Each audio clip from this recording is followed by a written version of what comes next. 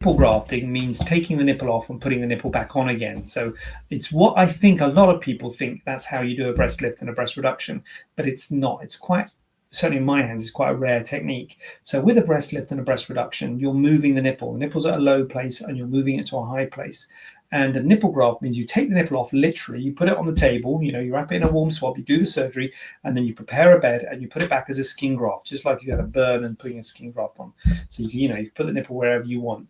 And it's really for people with a massive breast reduction who would have a very long pedicle, a very long stalk of their nipple otherwise. Because what I do is I tend, for pretty much all the lifts and vast majority of reductions, I would keep the nipple attached. So I would cut a circle, as I say, perfect circle, as I say, and then take all the skin around it and take some tissue around it, but keep a stalk of tissue attached. And that stalk will keep the blood supply and nerve supply going to the nipple. That's called a pedicle. And that will give a better blood and nerve supply to the nipple than a nipple graft. And it would only really be a really big reduction when you do a nipple graft. The problem with a nipple graft is you lose projection of the nipple. You always lose sensation. And you could argue you lose sensation with a big breast reduction anyway, but at least you've got a chance of having sensation. And